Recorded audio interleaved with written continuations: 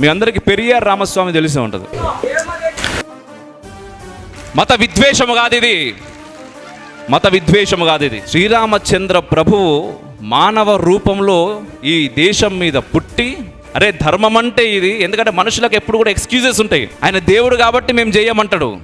కాదురా నాయన, నేను దేవుణ్ణి కాదు, నేను మానవ రూపంలో పుట్టినా మనిషిలాగానే బ్రతుకుతున్నా, ధర్మాన్ని నేను ఆచరిస్తున్నా, నేను ఆచరించిన ధర్మం ఇది మీరు కూడా ఆచరించాలే అని ఆయన మానవ రూపం ఎత్తి మనకు చెప్పిండు.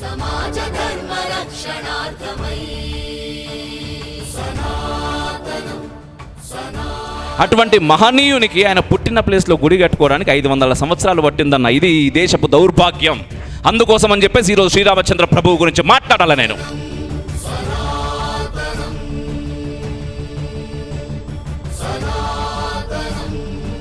చెప్తా, ఇంతకుముందు పెరియార్ రామస్వామి గురించి నువ్వు వద్దన్నావు కాబట్టి చెప్తా, నువ్వు కూడా విను. ఆ పెరియార్ రామస్వామి అనేటటువంటి వ్యక్తి ఏం చేసిండయ్యా అంటే, శ్రీరామచంద్రునికి చెప్పుల దండ వేసి ఊరేగించిండు. ఎక్కడ? పక్కోడు వచ్చి నీ మొహం మీద తూ అని ఉమ్మితే, అరే నువ్వు బాగుండు అని చెప్పేసి పో అన్నా నేను. ఇక్కడ ఒక విషయం నవ్వొస్తుంది. ఏంటిదంటే, రాముణ్ణి నమ్మరు, రామాయణం కల్పితమంటారు, కానీ రాముడు సీతమ్మను అడవిలోకి పంపిండు, మంచోడు కాదు అంటారు. అరే రామాయణమే నువ్వు కల్పితమన్న తర్వాత రాముడు సీతమ్మను అడవికి పంపితే నీకేంది? మీ అందరికీ పెరియార్ రామస్వామి తెలిసే ఉంటుంది. పెరియార్ తెలుసండి? తెలుసు. ఈ పెరియార్ రామస్వామి ఏం చేశాడు అంటే, శ్రీరామచంద్రుడు తెలుసా? శ్రీరామచంద్రుడు తెలుసు అనడానికి మన నోరు కూడా బయటకు వస్తలేదు నిజంగా. ఎందుకంటే రాముడు నా దేవుడు అనుకోలేనటువంటి హీన స్థితిలోకి వెళ్ళిపోయారు మన భారతీయులు. శ్రీరామచంద్రుని గురించి ఎందుకు చెప్పొద్దు చెప్పు? శ్రీరామచంద్రుడి గురించి ఎందుకు చెప్పొద్దు? మత విద్వేషం కాదన్న. ఫస్ట్ ఇక్కడ స్టార్ట్ చేసింది ఏం స్టార్ట్ చేసినామన్నా మనం? సర్వే జన సుఖినో భవంతు నుంచి స్టార్ట్ చేసినాం. లోకా సమస్త సుఖినో భవంతు నుంచి స్టార్ట్ చేసినాం. ఈ రెండు స్టార్ట్ చేసినా కూడా, ఈ రెండు అంటే ప్రపంచం అంతా బాగుండాలి అనుకున్నా కూడా, ఆ బాగుండాలి అనుకునేవాడిని బాగుండకుండా చేస్తున్నది ఈ ప్రపంచం. ఎవరు ఆలోచించాలి ఇక్కడ? నిజంగా పెరియార్ రామస్వామి గురించి మాట్లాడితే ఆ పెద్ద మనిషి లేచి, పెరియార్ రామస్వామి మాకెందుకు అంటున్నాడు. అవసరం అండి. శ్రీరామచంద్రుడి గురించి ఎందుకు అనకూడదు మనం. ఎందుకంటే శ్రీరామచంద్ర ప్రభువు మానవ రూపంలో ఈ దేశం మీద పుట్టి, అరే ధర్మం అంటే ఇది, ఎందుకంటే మనుషులకు ఎప్పుడు కూడా ఎక్స్క్యూజెస్ ఉంటాయి. ఆయన దేవుడు కాబట్టి మేము చేయమంటాడు. కాదురా నాయన, నేను దేవుణ్ణి కాదు, నేను మానవ రూపంలో పుట్టినా మనిషిలాగానే బ్రతుకుతున్నా, ధర్మాన్ని నేను ఆచరిస్తున్నా, మీకు ఇప్పుడు ఎక్స్క్యూజెస్ లేవు, నేను ఆచరించిన ధర్మం ఇది మీరు కూడా ఆచరించాలే అని ఆయన మానవ రూపం ఎత్తి మనకు చెప్పిండు. అటువంటి మహనీయునికి ఆయన పుట్టిన ప్లేస్లో గుడి కట్టుకోవడానికి 500 సంవత్సరాలు పట్టిందన్న. ఇది ఈ దేశపు దౌర్భాగ్యం. అందుకోసం అని చెప్పేసి ఈరోజు శ్రీరామచంద్ర ప్రభువు గురించి మాట్లాడాలి నేను. మాట్లాడాలి. మత విద్వేషము కాదు ఇది, మత విద్వేషము కాదు ఇది. Self respect. పక్కోడు వచ్చి నీ మొహం మీద తూ అని ఉమ్మితే, అరే నువ్వు బాగుండు అని చెప్పేసి పో అన్నా నేను పోను. సెల్ఫ్ రెస్పెక్ట్ అనేది నాకు ఉన్నది, ఉంటుంది, ఉండాలి. మనం బ్రతుకుతున్నదే దాని మీద ఈరోజు, కానీ దానికి దెబ్బ పడుతున్నది ఈరోజు. చెప్తా, ఇంతకుముందు పెరియార్ రామస్వామి గురించి నువ్వు వద్దన్నావు కాబట్టి చెప్తా, నువ్వు కూడా విను. నువ్వు ఇంకో 10 మందికి చెప్తావు. ఆ పెరియార్ రామస్వామి అనేటటువంటి వ్యక్తి ఏం చేసిండయ్యా అంటే, శ్రీరామచంద్రునికి చెప్పుల దండ వేసి ఊరేగించిండు. ఎక్కడ? ఈ భారత భూమి మీద. ఏ వ్యక్తి కూడా అడ్డుకోలేదు, ఏ ప్రభుత్వాలు అది తప్పని చెప్పలేదు. ఎందుకు చెప్పలేదు? ఓటు బ్యాంక్ రాజకీయాలు, అందుకోసమని చెప్పలేదు. అయితే అయిపోయింది. ఆయన ఒక 85-90 సంవత్సరాలు వచ్చినాయి. అప్పటిదాకా కూడా హిందుత్వం మీద విషం కక్కిండు. రాముడు దేవుడు కాదన్నాడు, రాక్షసుడు అన్నాడు. ఇక్కడ ఒక విషయం నవ్వొస్తుంది. ఏంటిదంటే, రాముణ్ణి నమ్మరు, రామాయణం కల్పితమంటారు, కానీ రాముడు సీతమ్మను అడవిలోకి పంపిండు, మంచోడు కాదు అంటారు. అరే రామాయణమే నువ్వు కల్పితమన్న తర్వాత రాముడు సీతమ్మను అడవికి పంపితే నీకేంది? ఇంకెక్కడికి పంపితే నీకేంది? అది మాత్రం మాకు కావాలి. ఇది మనం ప్రశ్నించలేం. నిజంగా చెప్తున్నా కదా, ఒక హనుమాన్ శోభయాత్ర జరుగుతుంటే కొన్ని వేల మందితోటి అక్కడికి వచ్చి నీ రాముడు దేవుడు కాదు అని మాట్లాడితే, అక్కడ ఉండేటటువంటి వేల మంది కూడా ఏం మాట్లాడరు. అటువంటి స్థితిలో ఉన్నాం మనం. అయితే ఈ పెరియార్ రామస్వామి దగ్గరికి పోతే 90 సంవత్సరాలు ఆయన అట్లనే విషం కక్కుంటా ఉన్న తర్వాత ఒక పెద్ద మనిషి ఆయన దగ్గరికి పోయిండయ్యా. ఒక పెద్ద మనిషి, అయ్యా నువ్వు రామునికి చెప్పుల దండ వేసినావు కదా, ఇప్పటికి వేసి ఓ 10 సంవత్సరాలు అవుతా ఉన్నది. ఆ 10 సంవత్సరాల నుంచి నేను ఒక పరిహారం చేస్తున్నాను నీకోసం. ఏంది ఆ పరిహారము అంటే, రామస్తూపాలు ప్రతి దేవాలయాల దగ్గర నేను కడతా ఉన్నా అని. మరి అప్పుడు పెరియార్ రామస్వామి కనిపించింది. ఏందది నేను చేస్తే నువ్వు కట్టుడేంది అనేది ఒకటి. రెండోది ఆయన అన్నాడు, నీకు తెలుసో తెలియకనో నాకంటే ఎక్కువ నువ్వు రాముని జపిస్తున్నావు అన్నాడట ఆయన. నవ్విండు ఆయన పెరియారు.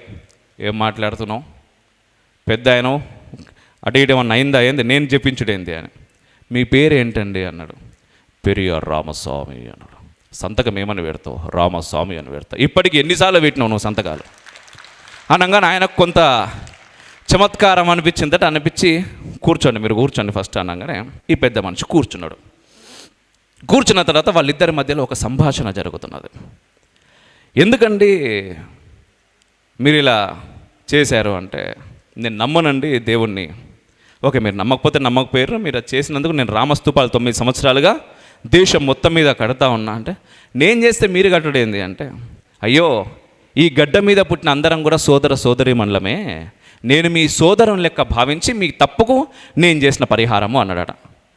అనగానే ఆయనకు కొంత గొప్పగా అనిపించింది. ఇదేంది, నేను తప్పు చేసినా అంటున్నాడు, మళ్ళీ నన్ను సోదరునిగా భావించి నా తప్పుకు ఈయనే పరిహారం చేసిన అంటున్నాడు. సరే, మీకు అసలు రాముని మీద నమ్మకం పోవడానికి, ముఖ్యంగా దేవుని మీద నమ్మకం పోవడానికి కారణం ఏంది అని అడిగిండట ఆ పెద్ద మనిషి.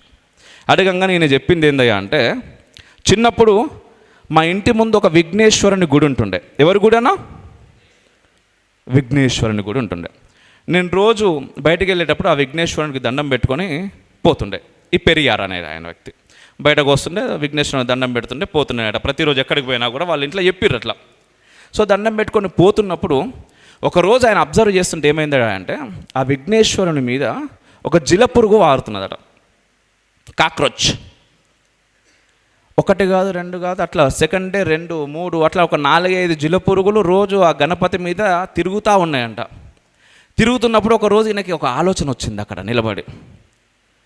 అరే, ఈయన దేవుడు అంటారు, మన కష్టాలన్నీ తీర్చేస్తారు అని మాట్లాడతారు, రోజు ఈయనను మొక్కుకొనివో నీకు ఏ పనన్నా అయిపోతుందని మా ఇంట్లో చెప్పిర్రు. మరి ఈయన పైన ఒక జిలపురుగు తిరుగుతుంటే దాన్ని ఈయన పక్కకు నెట్టలేకపోతున్నాడు, ఈయన నా కష్టాలు ఏం తీరుస్తాడు అని అనిపించిందట ఆయనకు. అనిపించి ఆ క్షణం నుంచి నేను నాస్తికున్నైనా అని పెరియారు ఆ పెద్ద మనిషికి చెప్పిండట. అనగానే పెద్ద మనిషి నవ్విండు. సమాధానం లేక నవ్వుతున్నావా అని ఆయన అడిగిండట. సమాధానం చెప్పిన తర్వాత నువ్వే నవ్వుకుంటావు అని ఈయన అన్నాడట. సరే, ఏంది సమాధానము అంటే, నీకు పెళ్ళయిందా? అయింది. పిల్లలు ఉన్నారా? ఉన్నారు. వాళ్ళని ఎత్తుకుంటావా ఎప్పుడన్నా? అయ్యో ఎందుకు ఎత్తుకొని, పిల్లలు పుట్టినాక ఎత్తుకోమా? ఎత్తుకుంటాం.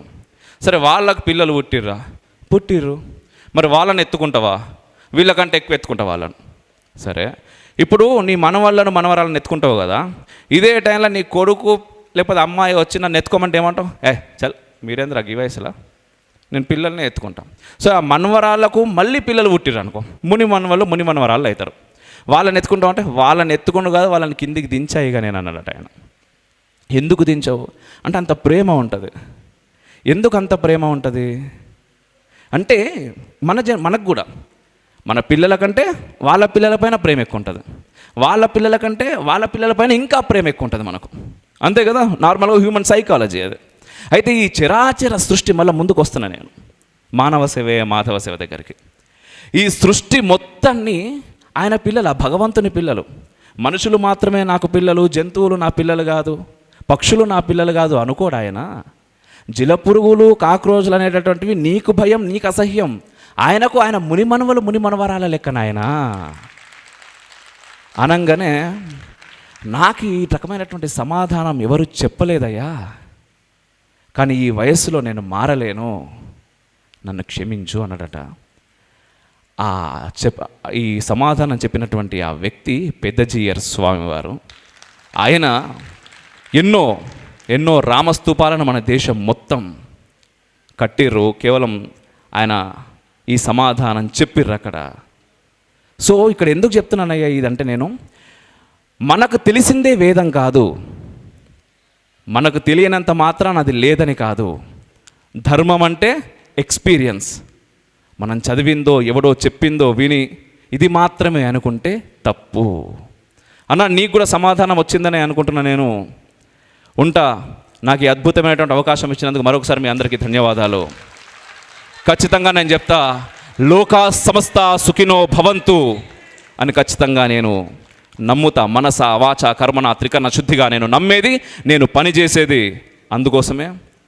దానికోసమే నా చివరి శ్వాస వరకు కూడా నేను నిలబడతాను అని మరొకసారి మీ అందరి ముందు చెప్తూ భారత్ మాతా కీ జై హింద్.